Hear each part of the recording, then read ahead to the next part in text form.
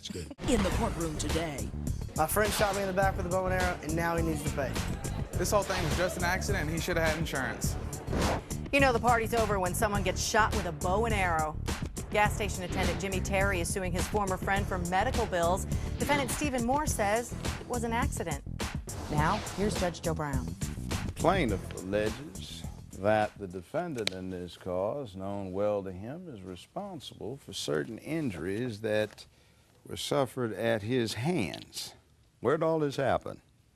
This actually happened at the defendant's house. I take it everyone had been consuming a bit of beer, and what were you playing? We were actually playing catchphrase. All right.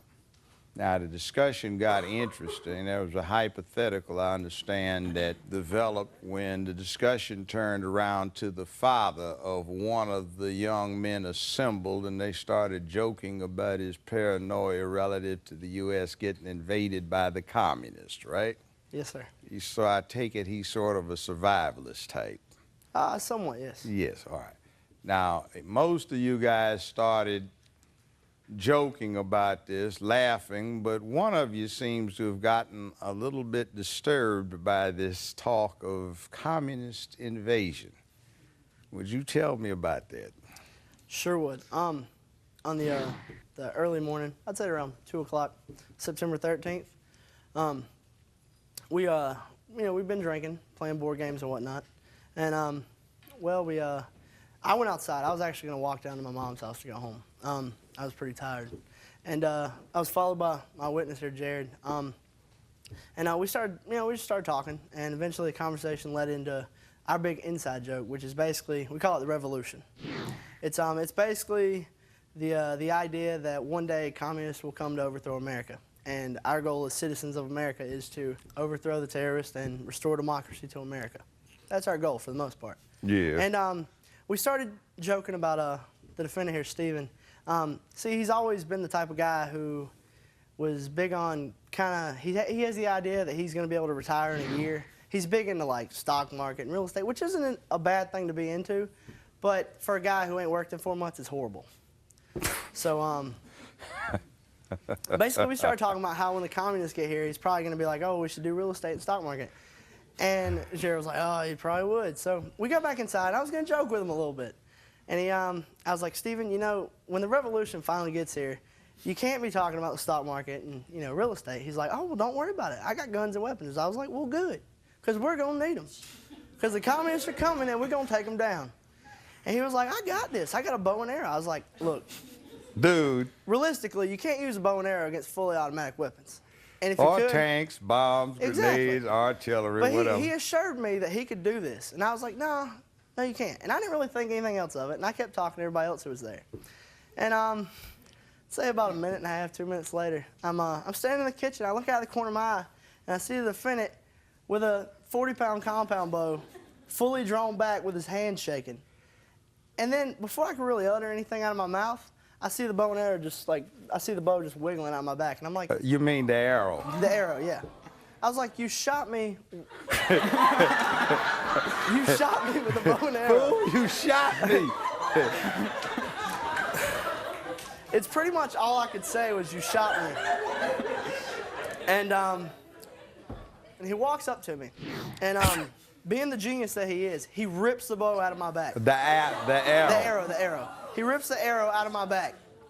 And it's a broadhead tip, so it's got the little diamond tip. I believe I have the offending projectile up here. Yes. This item, an Eastern arrow, lightweight. That's not the tip that... well, similar. It may not yes. be. I'll see what we had. You can damage. describe what you had. Let's see. That's the arrow. Oh, yes. You're lucky, by the way. He says in his answer, as he was swaying when the arrow was released, it ricocheted off of a cabinet, which is why you didn't get completely penetrated. Have you I ever still got shot. Yeah, but have you ever... yeah, but you're lucky. Now, that's not the end of it. No. He snatched the broadhead arrow out of you, which probably did more damage coming out than it did going in. That's what the doctor said. And then you did what the deer do. They get shot and they run for 50 to 150 yards before they pile up, bled out. That's about where I went. but you didn't go 150 yards running. You went someplace. But tell me what happened before you went to your mother's house. Okay, after What I'd been did he shot- else do to you when you wouldn't shut up? Okay, I guess I was very vocal in my amount of pain that I was feeling I at the time. take it. So Stephen decided, I guess, the defendant, that it was a good idea to quiet me down by choking me. So so he proceeded to wrap his hands around my neck and push me against the wall in the kitchen. Now, one of the people there Shot that you were and there- ran over to choke you. Yeah. So I think he was going for murder, but I don't really know what happened along the way. No, a jury might have looked at it that way, said he went off a little bit, and they might have been talking about homicide committed in the heat of passion. That might have been good enough to get a second-degree murder going, or at least voluntary manslaughter.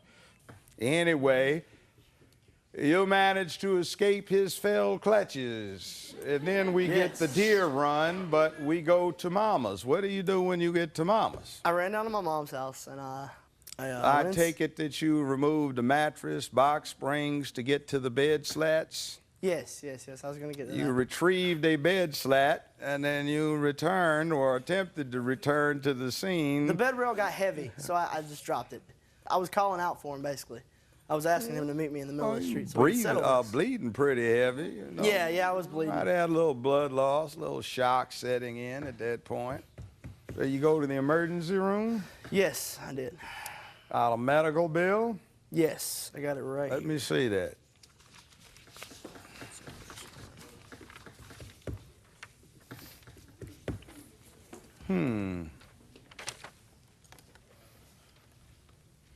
About what I thought. They didn't mind addressing disinfectant stuff, antibiotics. Okay. Yeah, well, you're lucky. $1,956.77. This the only one you have? I actually have 2 more bills that's supposed to be coming. What But are those for? One's for radiology. It's for 2 chest views because they did 2 chest x-rays. They wanted to make sure I didn't puncture my lung. And the other one is for the emergency room physicians. We'll be right back with Judge Joe Brown. We shot the ballistic gelatin, tested the arrow only one time, and happened to fortunately hit the center. We seem to have gotten about 8 inches of penetration on the ballistic gelatin. It didn't completely pass all the way through. It's Joe. We're back with Judge Joe Brown. The plaintiff in this case says he was injured after a game called Catchphrase turned into a debate with the defendant. He says the defendant shot him with a bow and arrow, then ripped it out of his body. Let's take a look. What do you have to say for yourself? I had an extreme lack of judgment, drinking too much, and went out and playing with something I shouldn't You have been playing pulled with. off a Dick Cheney with a bow and arrow. That is funny. That is grade A humor right there. So to speak, is yes. What possessed you? You do not handle a deadly weapon when you are intoxicated. You do not aim said deadly weapon, which you did with not this Eastern arrow, but a similar device. Go to full draw, even though it's a compound where the draw weight drops off after you've pulled it. And then you compounded it by running up and yanking it out of him. And then even the way you put it, you were trying to get him to stop making such a loud disturbance, so you were trying to settle him down. So you say you shoved him on the wall. I had some paper towels on, putting pressure on the wound. You also, when he but was- that's back. You also tried to put pressure on his mouth, you say, to keep him quiet. And you seem to have gotten upset by the preposterous proposition they were putting to you just to pull your leg. What's wrong with you? There's not much I can Good thing say. you didn't have an apple to put on your head. The way you comported yourself, I wouldn't rate you along with William Tell. Speaking of such, I think we have somebody here to speak to that. Let's see. Mr. Rabska. Is that how you pronounce it? Would you Yes, come sir. up here, Yes, Your Honor. please? All right, Mr. Don Rabska. Saw you out there in the video adjusting the knock point and tuning the bow up Did you happen to take the bow in question? I believe we have it over there. Madam Sonia, would you pass that item up to the witness? It's on a stand. All right. What do we have there? We have a vintage Darton bow. I'd say it's close to 20 years old. It's still the old round wheel technology, which I think... Not the elliptical ones. All right. Exactly. I also even weighed the bow. It was 58.3 pounds at peak weight and 26.1 pounds at holding weight. Now, I understand you went out and test fired this. Yes, Your Honor, I did. What did you observe? That the bow is, again, it's old technology. It shoots pretty rough, but I was able to tune it in and dial in the broadhead. Now, old technology, that's a heck of a lot newer than what the English longbow was, wasn't it? That did everybody in. So, I mean, it would do the job, wouldn't it? It will certainly do the job. What Very kind of job effective could tool. you do with it? Well, that arrow should have probably penetrated all the way through his body had it not, first of all, skipped off the cabinet, and also squandered a lot of energy by impacting most likely sideways rather than all the energy directly behind the arrow. See, that's what I thought. If you looked at the wound also when I saw it, it was all jagged sideways. So when he pulled it out, if you pull it out straight, I think when it hit it, it was kicking so much sideways that's where he squandered so much energy and ended up not breaking through the bone and penetrating through his body. What did you find? Well, we shot the ballistic gelatin, tested the arrow only one time, and happened to fortunately hit the center. We seem to have gotten about 8 inches of penetration on the ballistic gelatin. It didn't completely pass all the way through, but plenty enough to do the job. These guys out here don't know what they've got. That's a little bit tougher than the consistency of the human body. It seems to be, yes, sir. And as you can see, pulling it out seems to cause a lot more damage than have left it alone. And Now, so it tears when it comes out. Basically, what's on the head here are razor blades, old-time razor blades. correct. What could you take down with that bow? How big an animal, game animal? Certainly take down deer, probably even elk with a well-shot or well-placed arrow. How much would an elk weigh, typical? About 800 pounds. So your conclusion is, but for the fact that the defendant accidentally stumbled and the released arrow hit the cabinet and hit the victim sideways, he probably would have been completely penetrated. That would be your conclusion, would it not? Yes, Your Honor, that's absolutely correct. All right, 58 plus pounds draw weight. We'll be back with more Judge Joe Brown in a moment. Quarterback, you know. He had this thing at full draw? Yeah, his hand was shaking and everything, and he had it aimed right at him. I didn't have it aimed at him. Well, if you didn't have it aimed at him, how'd you hit him with it? Closed captioning sponsored by... We're back with Judge Joe Brown. The defendant in this case says one drink too many clouded his judgment on the night in question. He says he immediately applied pressure on the wound he caused by shooting his friend with a bow and arrow. Let's take a look. What were you doing? We were just messing around. Didn't anybody teach you anything about the use of this thing? Yes, I did. What were you so worked up about? I really wasn't worked up. It was just, What was it? I don't know, sir. What would you call it? Stupidity. You know what bothers me about this whole thing? You've got this thing at full draw when drunkenly you stagger. And it sounds like from the witnesses you did a release while you were wavering and staggering, which fortunately resulted in one of these arrows hitting the cabinet. Now that bothers me. Did you really intend to do him some harm? No, sir. Because he was ribbing you? No, sir. Not at all. What'd you see, young man? Pretty much what you know, Jimmy here just said. You know, just to tell you, right now I'm thinking he's a pretty big wacko. You know, it's not good because we live in the same house. But He's you know, related to you, or you a roommate? all right, he's my roommate. You just called him a wacko. Why? Well, he did shoot somebody with a bow and arrow. Well, did it look like it was an accident or just somebody in a drunken state doing something that he otherwise would not have done? What did you see? Tell me what you saw. Well, actually, I was standing right like right about as close as I am to him now when he got shot, because I was going outside to walk my dog. You know, it's about the time I turned around, Jimmy, you know, he just starts yelling, and then I see an arrow sticking out of his back, and Stephen ran up to it and snatched it out of his back. Yeah, that's pretty much it. Just pulled it back, you know. He had this thing at full draw? Yeah, his hand was shaking and everything, and he had it aimed right at him. I didn't have it aimed at him. Well, if you didn't have it aimed at him, how'd you hit him with it? It crossed him when I was pulling it back, but it wasn't pointed at him. It was pointed off to the right. Right after I saw that the arrow had landed in my back, I started to say, "You shot me, you shot me." I looked at Stephen and I said, "You shot me."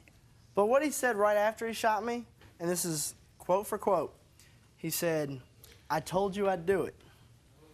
See, I kind of got that impression. It looks like for some reason he's particularly sensitive to these issues, had something to prove, and he got a little out of it. Unfortunately, it miscarried. See, that young man is what bothers me about this. It looks like you completely lost it out there, and you had an intention to do him in. I'll show him. Yeah, let's see what they do with this. Everybody's, what the hell? You got it drawn full down. You can't focus the aim because you're too inebriated. When you release, it hits the cabinet. No, I knew better than to point the bow at him. That's why. What the devil do you think you did? This isn't like you come up and say,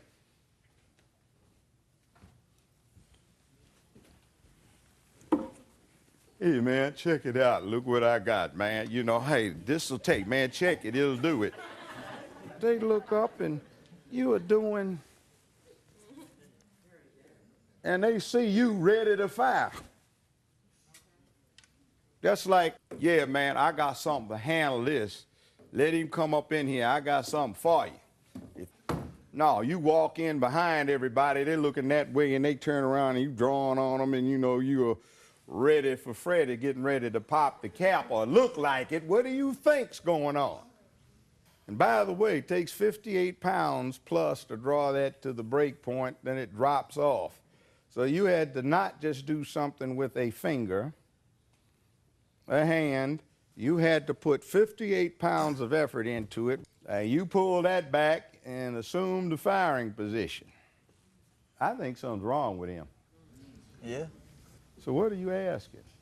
I'm asking for my medical bills to be paid and pain and suffering. I'm not requesting the maximum $5,000. Why not? I don't really know, to be honest with you.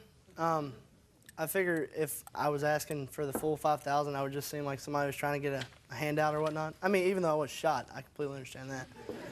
But I think, like, when I got home from the hospital, I got home at about 6 in the morning. I laid in my bed for about 2 hours, and I got to thinking about the defendant, and I was like, my little brother, he's been in and out of jail a lot, and that's why you didn't turn him in, because you thought about what had happened with your little brother and you didn't want that to happen to him. You put that in your complaint. Yes, sir.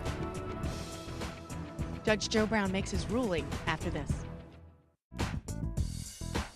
What I'm going to do is I'm going to compute your pain and suffering in a modest amount under the circumstances, and I want him to hurt. You've got 1956 proven actual.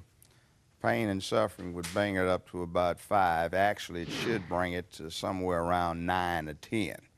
But you'll get the jurisdictional limit, because I don't want this to go on. So you get the idea through your head about this is wrong, control yourself. You need to go have a serious talk with you.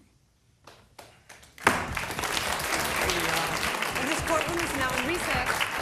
The plaintiff in this case says he was in more shock than pain after being shot with a bow and arrow. That was compounded only by amazement when the defendant tried to calm him down by choking him. The defendant did not stand a chance. They'll pay. We'll be right back.